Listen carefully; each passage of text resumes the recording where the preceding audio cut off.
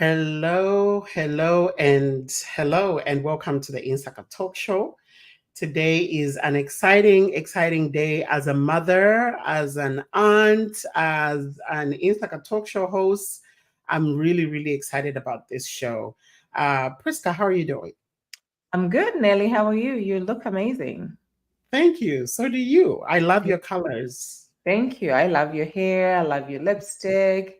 Your skin's glowing as always. You're giving the opera effect. Oh, Beautiful Nelly, you are. thank you. Thank you so much. Yeah, so what do you think about the show today?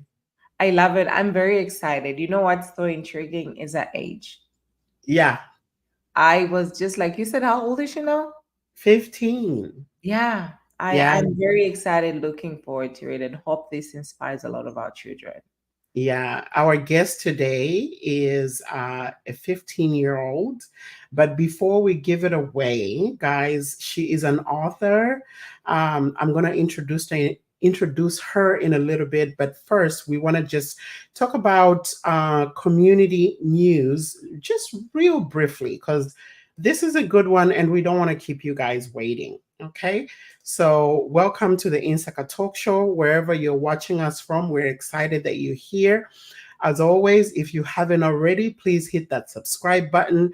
Make sure that you share because we are here to empower, educate, enlighten, and all of that good stuff. So, let's get started. Community news. Priska, I know you have something exciting happening in the DMV area. We do. We have 4 or 5 days to go. We are having this is our third year that we're doing the gala. Initially, we started at the ambassador's dinner, meet the ambassador. We have all met the ambassador at this time, but we decided we'll just keep it in the Mhm. community. So this is for all Zambians. They're invited to come on August 24th at 7 p.m. in Maryland. Dr. Henry Musoma is going to be the master of ceremony. If you've not heard that man speak, this is your chance to also come and meet him. We also have Brenda Kasuva, who's a real estate agent. She's also Mhm. um, a teacher. She teaches real estate. For those of you that want to invest in real estate and want to purchase a home, Brenda will be there on Saturday. And just come on, come on, let's celebrate. It's been a while. I feel like post pandemic, we just need to, meet and watch the chef. I agree. I agree. Yeah. The world really suffered, and as families, as people, we went through a lot. So every time we get a chance to get together, let's do it. Yeah. You know. So here for us in the Dallas Fort Worth area, we are having our own independence celebration on October 19th. So I just wanted to make sure that if you are in the Dallas area, you are aware that um, we'll be having that celebration. So keep that date in mind, save the date. We will share the details as we get in the coming weeks. We will share the details, but we are having our own celebration Saturday, October 19th. All And right. you're coming to the Oza, right? In October. Yes. Yes. So Yes. For the following week, I will be in the DMV area for the OZA, the 60th, the big 60. So that's another one. Eh, if you love to travel like me, go ahead, pack your suitcase, and head on over to Washington D.C. for that big Zambia 60th independence celebration happening the week after that. So yeah. So again, coming back to the topic of today, we have a very special guest on this show today. Her name is Naomi Nyirenda. She is based out of Dallas, Texas. She is only 15 years old and has written a book.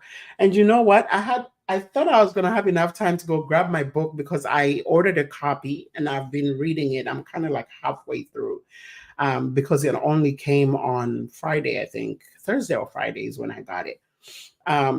But yeah, Naomi is an author and she is on the Insaka Talk Show today. We will be discussing her book. So, ladies and gentlemen, please welcome to the show. We have with us Naomi Nyirenda. Naomi, how are you? Hi, I'm good. Thank you. How are you? I am fine, thank you. I It's know. How are you? Hello, It's I'm good, thank you. That's good. it's really good to have you on the show. I'm trying to spotlight you, but it's not letting me make you the spotlight. But all the same, thank you for joining us on the Insaka Talk Show and making the time. I know that schools just opened for you guys. Was it last week or the week before? Yes, it was last week. Last week, right? Mhm. Yeah, so I know the way it's not like when we went to school. The first week of school was usually kind of slow, Mhm. but here in the States, they hit the ground running, right? Yeah. So you're already inundated with homework and all of that stuff. So thank you so much for making the time to come on the Insaka Talk Show and Yes, join. thank you for having me. So, Naomi, again, super excited. As always, we start with an icebreaker, and we have a couple of questions that we're going to do like a rapid fire just to ask you to break the ice. So we get to loosen up before we start the serious conversation. How about that? Yes, sounds good. All right, all right. So, one of the first questions that I'm going to ask you is if you could um, if you could have any superpower for a day, what would it be and how would you use it? Um, I would have to say, maybe the ability to heal other people. And I would use that by helping people in need or people that are hurt or people around the world, people with disabilities, mental illness, things like that. Mm, Yeah, I think that'd be a cool superpower to have. That's a yeah, good wow. one. Yeah. The power to heal, you said, right? Yes. That's a good Wow. one. That's a good one. That's the Jesus power right there. Or you're already doing something with your book. You're already healing Exactly. minds. Yeah, Yeah. it's an Yeah. alignment. Because yeah, you're absolutely right, Priska. That is in alignment with your superpower. So you don't have to wish it; you're already living it. Okay. And the next question is, what do you enjoy doing in your free time? Like, what are your hobbies when you're not writing or studying for school? What Mhm. do you enjoy doing? Yeah, so I play soccer for a lot of my free time. I Mm, also play cello, which takes up a lot of my time as well. I'm in orchestra, and then I have a teacher on the side, so I do that all week basically. And same thing with soccer, mainly every single week, if mhm. not every single day. And yeah, that's really it. Other than studying, school takes up a lot of my time, so I don't really do much other than that, but I do also run a nonprofit now. So I'm kind of going into like doing things with that, which will start taking up a bit of my time as well. But that's really it for now. I think Nonprofit. Krista has something to say. Go ahead. Non, wow, a nonprofit. I would love to meet your mother. I want to have a conversation with your mother. Yeah, that'd be great. She'd like to meet you too. I know Ivy needs to know what she's doing right, okay? Yes. Because we need some pointers here. We need to know how how you guys as a family, are doing so much. And so on the Insaka Talk Show, we usually have people do like live comments. So you're gonna see them pop up on the screen. So Chun, I don't know if it's Chun or Chan Mulu, says, "Wow, soccer! That's they find that interesting." Um, and Vicky Hamonga says, "Wow, this is awesome." So I'm intrigued. And now, as you are here, I started thinking, I think we should have had Kezia interview Naomi, you know, because Kezia is one of, and you need to meet Kezia. Kezia is she lives right here in the Dallas Fort Worth area. One of her parents is Zambian. Her father is Zambian, and she plays soccer as well. You know, That's nice. yeah, so it would be great for you guys to meet, and who knows what kind of awesomeness is going to come out of that She interaction. actually has Kezia vibes. Yeah, she It does. There's reminds me of Kezia a lot. Yes. okay. So the next icebreaker question, Priska, you want to ask it? If you could have dinner with any scientist or author, past or present, who would it be and why? Okay. So I would have to go with scientist on this one, and I would probably choose Charles Darwin because whenever I was taking biology last year, I just found it pretty interesting. The idea of like evolution, that was one of my favorite like topics. So I think Mhm. it's really interesting, like how that was like that came about, and so I think it'd be really interesting to be able to have a conversation with him. Good one. That is cool. Um, I Esau, it's been a long time. Yes, Esau says, "Good evening, Insaka family. Hello, thank you for watching." He is all the way in Zambia. Have you been to Zambia, Naomi? Yes, I went. I think 7 years ago, if not less, but a while ago.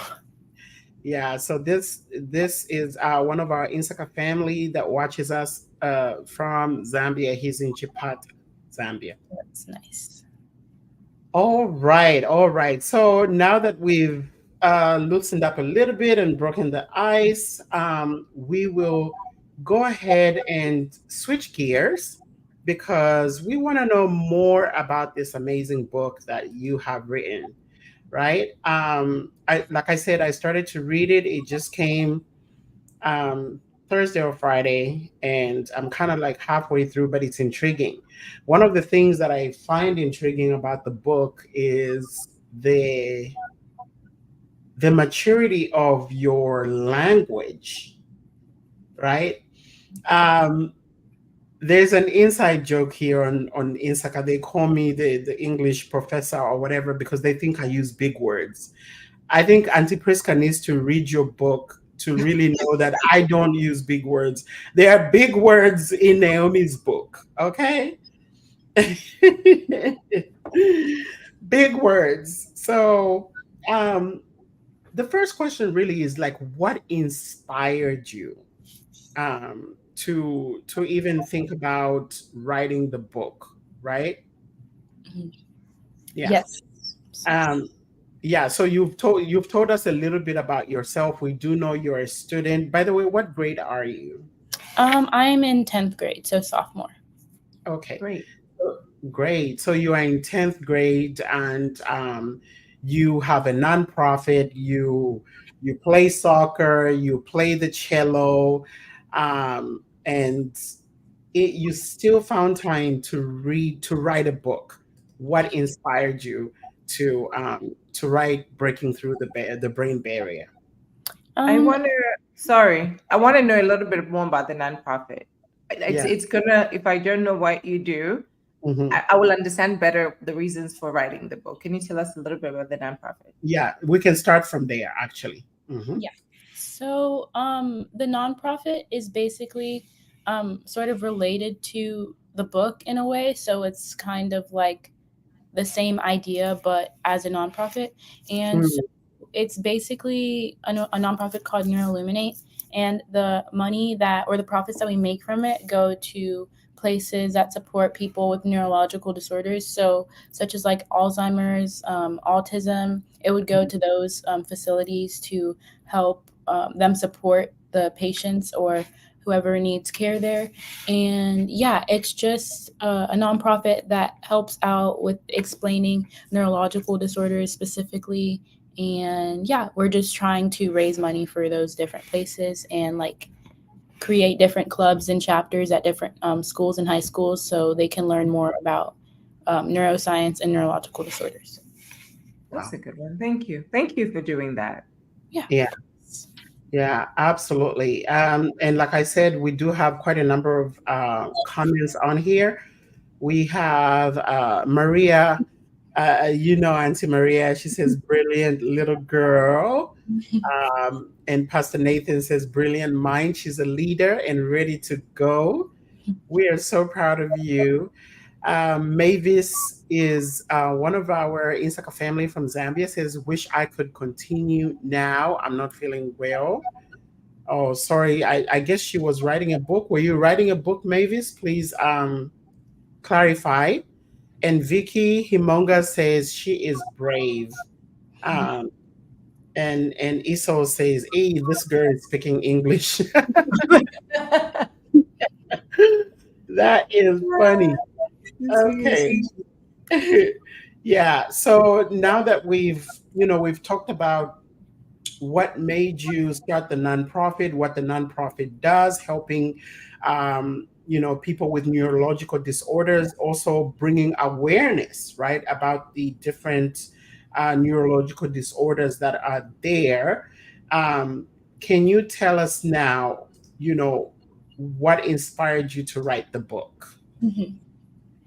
Yes. So I was inspired to write the book because when I was a few years ago, I realized that I was interested in like psychology, neuroscience, and I just felt like the topics of emotions and decision makings were like a huge part of things, Mm, especially growing up. And so I feel like those were the main points I needed to discuss in the book, while also like informing others of the different ideas of neuroscience. So it wasn't just like you're reading something, not really fully understanding, but mm, you can have like you can learn about it while reading and learning about all the different like ideas that I discuss in the book. And so yeah, I was just mainly inspired by um, the idea of neuroscience and learning more about it because I had to do research for this book. So I kind of just started doing it. And yeah. mm. Did you have any challenges writing the book with your age, doing research? Where do you go to? Who do you ask? Who do you have a conversation with? Mhm. Mm, Yeah, so I did have a few challenges. I had to edit the book fully by myself, so that was one of the things. I did get a few friends and family, like my sister, my older sister, to read through it and like um, proofread and like grammar, like check through the grammar and everything. camera. And then I had a few friends read it as well, and then I would edit it like after like over time, and then I would do some research projects during the school year because I was a part of like our curriculum in school. So I had like I was familiar with how to do research, how to provide evidence and cite the authors and everything. And so I was able to do some research for this starting off at the end of like May. Around there I did Mm, more research into that. And then last year, when I like originally had like started writing it, I got in contact with a therapist, like a local therapist, and she gave me some insight information, and then that's how I got to interviewing her. And then after that, it kind of just took off, and then yeah. wow. I have so many questions from there. uh, I'm going to go back a little bit. So, from start to finish, what, how long was the process, right? Like when you got the idea that, hey, I think I should write a book. How many months did it take from start to finish? I would say maybe like 15 months. It was more of um a year and a half or maybe Mm, like 16 months around there. yeah. But it took over a year to Mhm, like fully, considering I had school and everything, so I had to like take the time to write like 2 paragraphs like a week or something. But mhm, yeah, I'd say like a year and a half to do editing and everything. And that's when this summer, after I wrote the book, like I finished writing the book close to March. I then mhm. like started editing it this summer, and then yeah. Priska. I want to go back to the pandemic. You are 12, 13, you're 15 now. Like Mhm. in the pandemic, you're just a child. All of a sudden, you have to do school. We At discovered and home. knew about a lot of mental health during the pandemic with a lot of kids. Was Mhm, also part of that when you discovered and said, you know what do I do? Post pandemic, this is what kids my age are going through now that I cannot go outside and play. Did the pandemic have anything to do with it? mm, Um, that is a great question. I think that I don't really remember that time that well, sadly. mm, I don't really like remember exactly what like happened with me and my friends and like that whole situation during the pandemic. Mhm. But yeah. after I know I was more motivated to do things, but Mm, I don't have like a clear answer on if that really had a huge impact on it. I feel like that was just like me sort of just feeling motivated, because sometimes like when I want to do something, I like know I have to get it done. So that was just sort of my thing.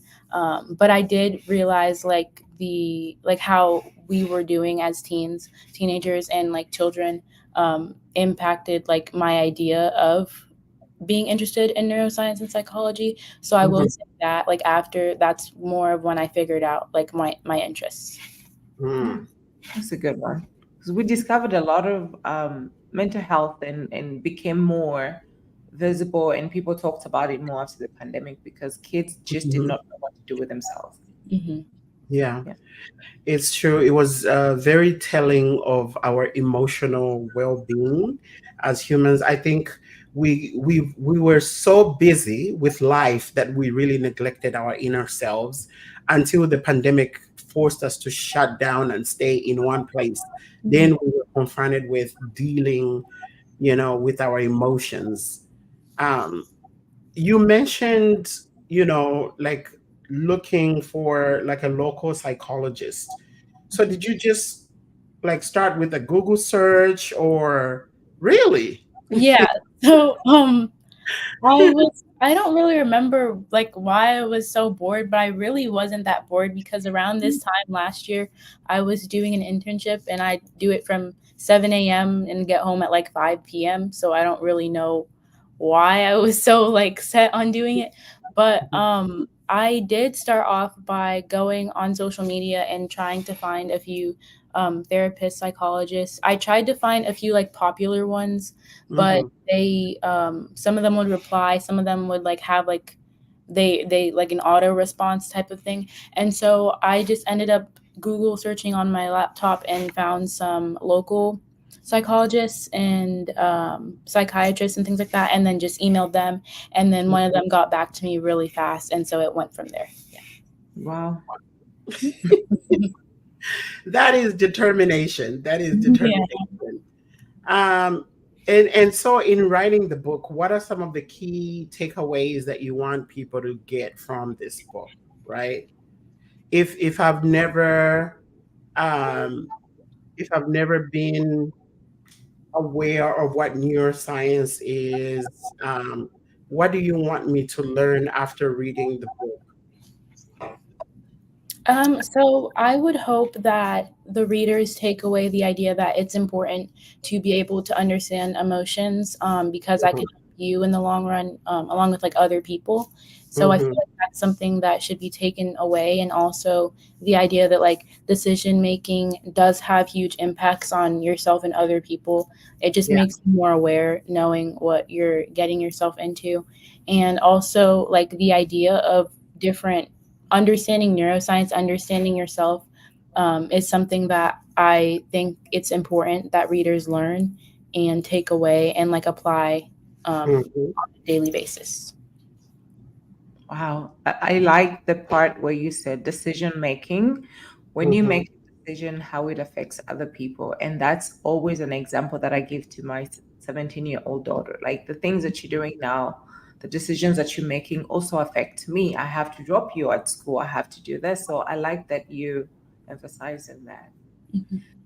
So, the brain barrier and how it relates to mental health. Can you explain a little bit about that? Like the concept of the brain barrier and how it relates to mental health? Yeah. So when I'm saying, like, when I refer to brain barrier, I'm particularly talking about the idea that, like, the brain, that what I'm going to dive into is what we can't physically see, Mhm. but what is portrayed inside, on the inside of our brain, what's kind of going on, like specifically like our emotions and beyond what we already understand. That's why it's like taking a deeper dive into the brain and like overcoming that barrier of like mental health stigma, and getting past what we don't really fully take the time to understand about our brain. And that just like relates to mental health, because I feel like me going into it in the book is explaining how our emotions impact us mentally, along with Mhm. decisions and things like that, and just like the overall topic of mental and of neuroscience and mental health. In the book, you also mention like the different types of stigmas, right? That people with suffering from mental health uh, are subjected to. I think you mentioned about three main different ones. Could you go into those stigmas for us and educate those that are listening, like, hey, these are the main ones, so that people know what to look out for? Because sometimes we are perpetuating these behaviors without even realizing that we are, right? So Yeah. could you just briefly highlight on those three different stigmas that you mentioned in the book? Yeah. So there's self stigma, which is believing that you're not a danger to yourself, but you're harming other people by Mhm. thinking that you're like a burden or something because of the fact that you're struggling with mental health or um, Mhm. a disorder. Mhm. And that's just the idea that like you're taking it, like you're holding yourself accountable in a way that's like not positive. Um, Mhm. and then like overall, I would totally get into all three, but I feel like it's just really it's a lot, and so I don't want to I tend to use a lot of like bigger language when I talk about specific things, and I feel like that's one of them. So I'll just give like an overview, but also the perception that someone with a mental health with a mental like a neurological disorder or mental health issues can be violent or a danger to others. That's a really big issue because most of the time it's the other way around and people are being violent towards them because they think that it's going to be the other way around. And so Mhm. for people to automatically go into that with having a negative perception of them really makes it worse and makes them think that they're worse of a person than they are at all. And so it just creates this idea that like starts to form more and more and like more commonly when they are usually never the bad person. Um, Mhm. and it's really not their fault because, like I explained in the book, mental health is something that you can't really control. You can get help for it, but you can't control having a mental illness or not having one. And so Right. it's just something you have to work on, but it's not something you can avoid or just get rid of in like the snap of a finger. And yeah, just the idea that you'll think that you're a harm to other people or people thinking that you're trying to harm them or Mhm. just having a negative view about you automatically. And yeah. That's I a good one. Yeah. Sorry, you want to go, Priska? No, no, I was saying that's a very simple explanation, especially when she talks about it's not something that you can just snap the finger and it goes away. Mhm. Yeah. It's not they everybody that has mental health issues, it doesn't mean that they're automatically violent. Some of them Right. is just a defense mechanism because you're assuming that this is what I'm gonna do to you. So I like how you explained that. Yeah, and speaking on that, you mentioned in the book as well that you know statistically, people suffering from mental disorders or mental health issues are have been a target for violence, even with police, right? Instead of Mm. police, because in the past, I like how you went back and you talked about how mental disorders or mental health issues were addressed in the past, where we had like the homes where if somebody's suffering from a mental health issue, they could be taken to that facility, like mental health facilities. But then they got so overcrowded and they didn't get enough funding. And Mhm. funding is also one of the things that you talked about, that while governments and societies easily fund any medical issues, like physical, if I have an accident and break my arm, I know that I can go to a hospital. There are a number of hospitals I can go to that will treat that, right? But we don't prioritize. There's not a whole lot of prioritization for mental health issues and facilities that will handle people dealing with mental illnesses. So I think that's another stigma that's out there. Um, and also using words like crazy and Mhm. cuckoo. Yes. So to describe people that are suffering from mental health issues also does not help the situation, right? Mhm. Yes, 100%. Okay, there are some comments here. Let me see. This is my brother. Moses says, very interesting guest you have today. Thank you.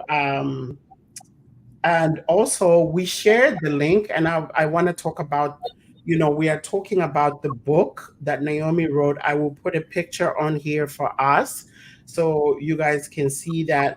But you can get the book from Amazon. I've shared the link in the chat. That is the link there. It's on our Facebook page chat. It's also on our YouTube for those of you that want to support this young lady. We should support. I implore you to support and get this book, right? This is one of our own doing this. And so let's support as much as we can. And then your namesake, my mother, Miss Naomi Nyirenda says, a very important topic. You are looking beautiful, all of you. Thanks, Mom. Thank you. And you know, when we're talking about the book, I told Nelly, I said if I just glanced at Nyirenda, I would think it's Naomi Nyendwa. Like I would think that's a book that Nelly's mom would write about something like that. Yeah. So But that's a good. no, it's even more impressive because it's 15-year-old Yeah. Naomi, Yeah. our future doctor. I'm guessing you're going to study neuro stuff after school? Yes. Okay, tell us about that. So, what is your path now in terms of education? Mhm. Yeah. So after high school, I want to apply to Harvard. If I get in, I want to go there and study neuroscience. If not, I want to just hopefully study neuroscience at another school. But yeah, I want to major in neuroscience and then become a neurosurgeon, or anesthesiologist is still in the picture, but I want to focus on neuroscience and just understanding things like that. And yeah. That's a good All one. right, I see big money in the horizon. Don't forget us. But also, I see you helping a lot of people, right? Because of your curiosity, I can see you even branching into research, right? Yeah. I think we Yeah. can, we can never get too much of medical research Yeah. because, look, we are the way we are. People are living longer because of the sacrifices of, science researchers before us. So I can definitely see you branching into that direction. Yes. I'm excited. All right. So this one is a little bit different. I'm going to pivot and ask. So, how has your understanding of neuroscience, right? Which most of us really like. Again, at 15, I wasn't thinking about neuroscience, but here you are. How has your understanding of neuroscience influenced your own personal life and the way you make decisions, right? Because your book is about brain balance and decision making. So Mhm. how has that knowledge influenced the way you live your life? Mhm. Yes, so it has had a pretty big impact. I just have learned how to handle like emotions and reactions to things and how I'm going to go about things and how I choose, like, for example, like what classes or things I'm going to take, what hobbies I'm going to like pursue, even though I'm doing a lot already. Mhm. Uh, and yeah, it just makes me more mindful of things and more mindful of others. And it has just made me realize like I need to like put my mind to things that I'm motivated to do. So yeah. It's a good one. So mental health, and you mentioned this in your book, is a stigma, especially in the African American community, but not just in the African American community, in an immigrant, your mom's an immigrant in our community. It is a stigma, especially that we're here in the United States of America, while people back home, it's only that when we got to take a little bit of health classes that we understood what mental health here is. But back home, how do you think as a community, and to be specific, an immigrant community where you guys have, how do you think we can overcome that? And with your book, how can that help? And we as a community work together. Mhm. Yeah, so I feel like just starting from one person having the knowledge of just even like reading the book, that can help Mhm. them be more mindful and want to share it with others or share the information with others. And just starting from like one, like planting, it's kind of like planting a seed and then like spreading it all over. And Mhm. so I feel like as long as there's like at least one person that's familiar with the different ideas that I discuss in there, Mhm. just working together to create a community that's aware and can learn from it and grow would be great. That's a good one, yeah. Yeah, yeah, true. Because they said knowledge is power, right? So just by picking up that book and educating yourself, you by the time you read the last page, you would have been so much more knowledgeable on neuroscience, on mental health, and how to handle issues than you were before you picked up the book. Mhm. So please get the book. Let's get educated. Let's buy it as gifts for our children, right? Buy it for somebody. Buy a copy for yourself. Buy a copy for your friend, and let's get educated on this. So um, I'm going to ask this: are you working on any other, projects? We know that you are running a nonprofit, and you've already just, you've just released this book this summer. Is there anything else that you're working on that, and you want to give us a sneak peek into it, or not yet? So there's nothing that I've started working on yet. I was considering maybe doing more, like I'm definitely going to be doing more research in this field, but Mhm. hopefully with like other like professors and like getting research published. Mhm. I don't think I will have the time, unfortunately, to write more books during high school. Well, maybe write more, but I'm not sure if I can get another one published. I don't have like any like main ideas for them as of now, but maybe in the future. But as of now, I'm just hoping to do research with a professor and get that research published, but in the same like topic or field. Wow. A published author. A published author. I'm super excited. I'm beyond excited. Let's see. We have some comments here. Your mom says, super proud of you, Naomi, as she should be, as you should be. If there was any word that's prouder than proud, Yeah. definitely, definitely take that. And what is Pastor Nathan saying? You want to read it, Priska? Or Women's soccer is a huge thing in the current scenario. Do you have any intentions of pursuing it beyond your high school?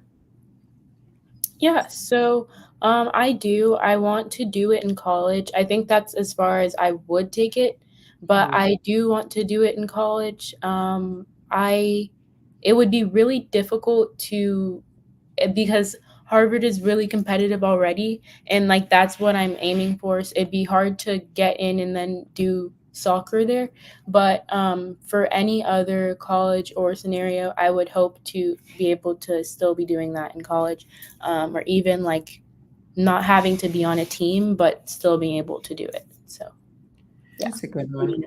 so So what? so go Go ahead. ahead. What are your friends? I'm 15 years old. I just released a book this summer. I want to be a neuroscientist. I want to study neuro. 15-year-olds are not thinking they want to be influencers. They want to make TikTok videos. They want to be famous. They actually just want to ditch school and go straight and being an influencer. What are your teenage friends saying about you? Like, what conversations do you have with your friends? Yeah, so a lot of my friends are really supportive. Whenever I first like released the book, a few of them went and left reviews without reading the book, and so that was funny. But they were really sweet. They're really kind because they put a lot of thought into it. Yeah. The fact that they did that, a lot of them, a few of my friends as well, bought the book, and then some others would tell me how they were bragging about me to their other friends, like like just telling them about like me and things like that. So they're really supportive. They're really sweet.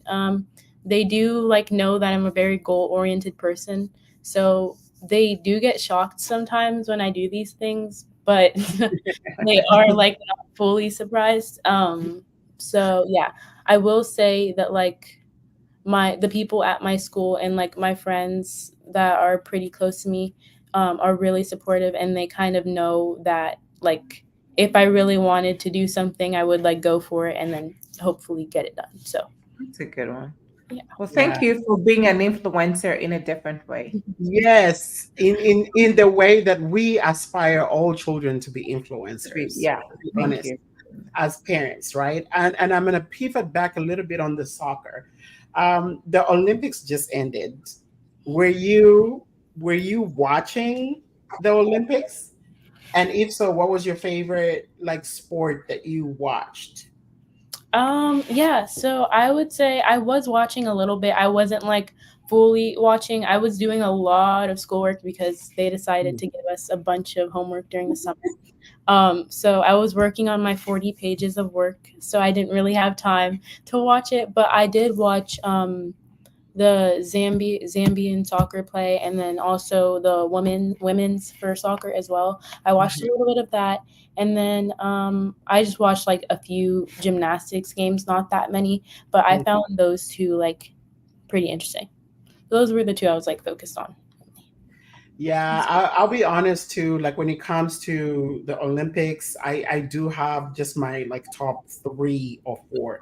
So it's track and field for me. It's soccer, the women's soccer, and also gymnastics is what I usually watch. I think the rest of the stuff not so much. I've seen the break dancing, uh, You the have what? viral break. Oh yeah, they introduced break dancing this year for the first time, and there's an Australian young lady that went viral.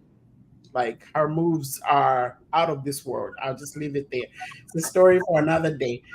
So we have another comment here from Pastor Nathan says he's challenging 100 other people to buy this book. Yep, let us share and share and share. If you have a WhatsApp status, please put the link to the book on your WhatsApp status, or share the link to this Insaka talk show so people can watch the show, read the book, because they'll get to know a little bit about Naomi and what her thought process was. And Louise Kapopo says, "Proud auntie here. We love Miss Naomi." Oh, Thank you. And Mavis Ngosa said, "Smart thinker." yeah. Are you planning on doing any speaking engagements just to educate people about mental health? Yeah, I mean, I'd love to. I'm not really familiar with how to like get out there and do that, but I would love to like get more involved and be able to do that. Um, TED I Talk. do. We'll help you with that. Yeah. Okay, thank And you. TED Talk. Yeah, we'll help you with that. Yeah. We'll help you get to the right audiences, because I think you deserve to be on those large audiences. What you have to share is way larger than all of us here. Yeah. Thank you. Yeah, that'd be great. Mhm. So we are coming towards the end of the show, and we just wanted to know. Um, we've already talked about your future aspirations in terms of neuroscience and what you want to do after school. Um, but in closing, I wanted to give a chance, first of all, to you to let us know what advice would you give to young aspiring authors and scientists out there. Yeah, so I would say just honestly, just go for it. I feel like that's like a really vague thing to say. I feel like honestly, like anything is really possible. I didn't really think that I would actually have published it. Like I really wanted to, but at the end of the day, I was just like, I'll do it, but I'm not sure if it'll actually get anywhere. And it ended up going somewhere because of the fact that I have like just like go for it type of mindset, which is something I'm really grateful for. I kind of just like know what I want usually, and I kind of well, I'm indecisive in other aspects, but when it comes to like school and things like that, and like things like this, I'm goal oriented in a way that like I just kind of try to get to a far point, and if I don't, then I'm really upset about it, so I have to do something about it in the end. So I would just say just try to go for it and just see where it ends up. um, Try to talk to people that can help you and make connections so you're able to get advice from other people and help if you're trying to do something, like writing a book, going to like getting an internship, things like that. Trying to, yeah, just trying to write anything, research, or yeah, things like that. You spoke about doing internship. Could you tell us a little bit more about that Mhm. earlier? Yes. Do you mean like the internship I've done or internship That as you've done, that you oh, did over the summer. I think you mentioned it early on. Right. mhm. Mm-hmm. Yeah.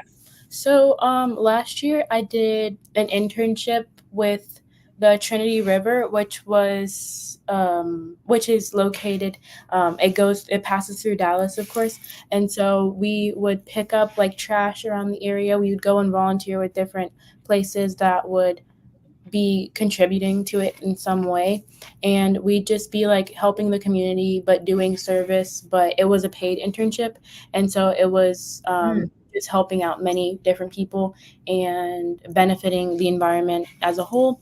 But more of the field of study that I'm focusing on this year, I did an internship with UT Southwestern, and so I was that it also helped me like finish the book, like it motivated me to finish it as well.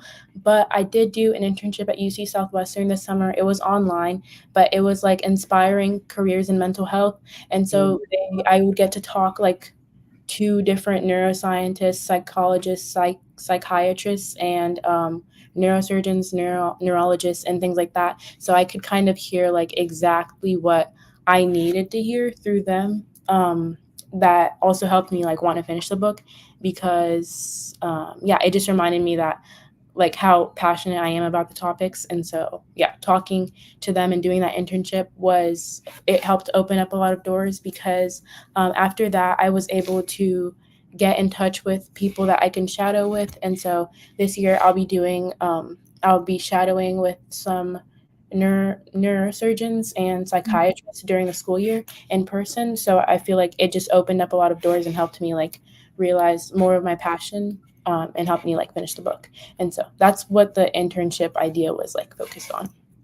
I like that. If you want to take up an internship, take it in a field that you aspire to do or to be things that you want to be, as it gave you a lot of motivation to finish your book. Yeah. Good one. So you raised and Priska, thanks for asking about the internship because now my cogwheels were turning here, and I'm thinking usually like in Texas you have to be a certain age to work over the summer. So you are doing this internship essentially at the age of 14 last year. Mm-hmm. So if anyone has a 14-year-old out there that's looking for something to do over the summer, so they that how did you find that? Was that through your school or was that through your own personal research? Yeah. So, how I was saying earlier about like branching out and talking to people, at my old school, I used to go to an all girls school called Irma Rangel. And so I met a lot of people there. And one of the people that went there, she was a senior at the time. I was eighth grade, but like I said, talking to a lot of people really helped me. Mhm. And so she came to me at the end of the year and she told me to apply for it. Because it's like a really good opportunity to like meet, like connect with other people, Mhm. and also like have like new experiences and also make money because it was a paid internship, but it was still a really great experience, and it Mhm. was really fun for it to be paid. You wouldn't really expect it to be paid, but it was. um but yeah, one of my friends told me about that. She told me to apply. She kind of told me what it was about, And then, yeah, it was, I'm not sure how she found out about it, but it was just kind of like a by word type of thing. And then she recommended me to apply. That ended up helping me get the interview and then get into it. And then, yeah, after that, I became closer with the person in charge of the internship, and then she's helping me like do different conferences now, but in that field of like environment, like things like that. And so I'm still in contact with the lady in charge of it, which is like proving my point of like networking and talking to people really helps like in the future. So The power Absolutely. of networking. Yep, the power of networking. Your network is your net worth. Yeah. Yep. So Kabungwe Namukombo says, so proud of you, Naomi. This is a welcome book. We don't talk enough about mental health issues in our communities. And Mwamba Mutale says, so proud of you. And Auntie Brenda says, I'm buying it today. thank you.